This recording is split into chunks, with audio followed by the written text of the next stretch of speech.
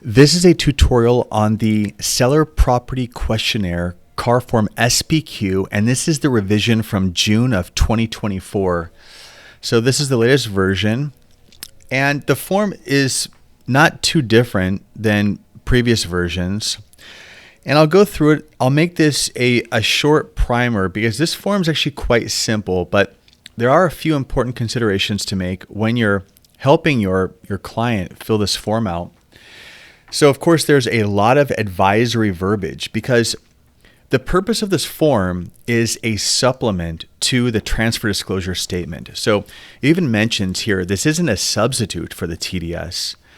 It's to provide additional information. So think about this. The TDS is required by law in most transactions. But this form, the SPQ, this is kind of like an extension or a supplement to it that really is a way to get more information out of the seller, and that's what all these questions are, to reduce the possibility of a dispute or unintentional concealment of material information. So there's advisories for the seller, and to fill this out, I mean, your job as an agent is actually quite easy. You fill this out with the property information here, check this box, of course, if it's a multifamily, and then you advise your seller on how to fill this out.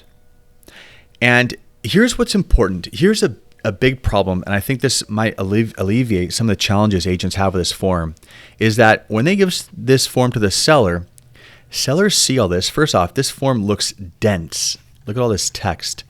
And it's a bit intimidating because it looks very official, and you're saying, are you aware of this? Yes or no. You're on the spot, and if you answer wrong, you could be liable. It's a lot of pressure. So to alleviate the pressure, you should inform your seller that if you're not aware of whatever is being asked, if you don't know, then the answer is no. And if you are aware, then you put yes. Because really, this is actually a very simple questionnaire. And what makes this form hard for people isn't necessarily the question, because you know whether or not. I mean, you know if your home was used as a meth lab. All right. I mean, some of these things are pretty obvious. Now, you as an agent need to double check this, because I'll tell you I'll go through some of these questions and I'll explain where the mistakes get made. But think about it like this, okay? A seller must disclose material information about a property. And that can basically be defined as information significant enough to potentially change a buyer's mind. And that's what this questionnaire is. It's saying, here's a template of questions that the seller may forget to explain, but we'll ask the seller, and they put yes or no.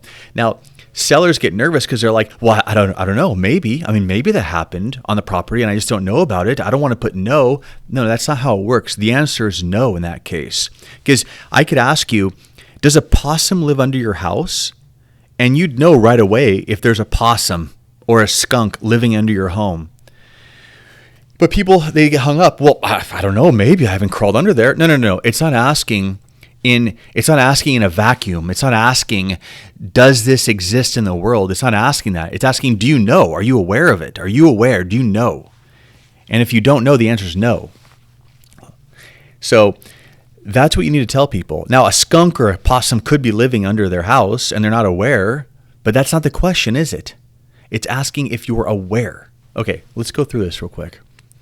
It asks about these documents, and if there's any documents, write an explanation, give it to and the seller should give it to the buyer. But you're going to go through here and just tell your seller, when you go through this form, if the answer is not yes, then it's no. That's it. Now it's going to ask questions about, these are things, explosives, stuff like this. The seller's going to know, right? But some things that a common mistake is this one right here. Is the property, now sometimes townhomes, or there's like a PUD or something where the seller doesn't know that their property is in is condo ownership, because it might be a detached condo and they might put no. You need to double check as an agent, because there's certain things where They may not know. Now, I don't think they could get in trouble if they truly didn't know, but you should still double check as the agent. Let's go through here.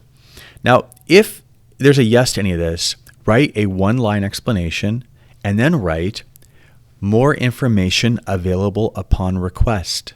Always write that. More information available upon request after you give a one-sentence explanation. Now, here are some other ones. Alterations, remodels. If you check yes, maybe type out a little summary on a Microsoft Word document. Check this box, see attached, call it Addendum 1, addendum to the, or call it Exhibit A, whatever you want to call it. Just label it. And sometimes, let's go through here. So sometimes there are things that have to do with the lot lines or a shared fence. You just need to keep that in mind. Let me see if there's anything else worth mentioning. If not, I mean, this is very self-explanatory. Your client's just going to either know and put yes or not know, unknown. No should be unknown too. If the answer is unknown, put no. Oh yeah, boundaries, this section here. Let's see. So sometimes I see mistakes here when there's boundary disputes. And if you're unsure or you want to mention something that's not like wildlife, right? You have an issue with wildlife. Maybe you do have a skunk living under your home, okay? Well, you can write it in here. Maybe it doesn't ask it perfectly. You can still write in something here. And they even give you a section. So okay, I'd say see this paragraph 14. Spend a lot of time here because this is where people don't know because they don't understand the implications of being in an HOA. So you as an agent should definitely double check paragraph 14.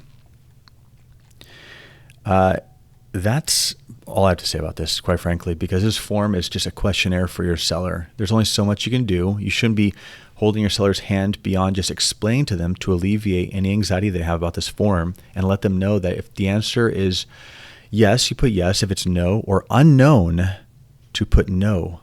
And if there's anything else, write explanation. Look, they even have a material facts section here for you. And then the seller's going to sign, buyer's going to sign, 4-page document. It's all done. You do it along with the TDS. And this is a made-up form. This is just made up by C.A.R. to assist a seller in disclosing. It's not required by law, but brokerages require it. My brokerage requires it. Hope this helps. If not, leave a comment with a question, and I'm happy to answer. Thanks. Bye.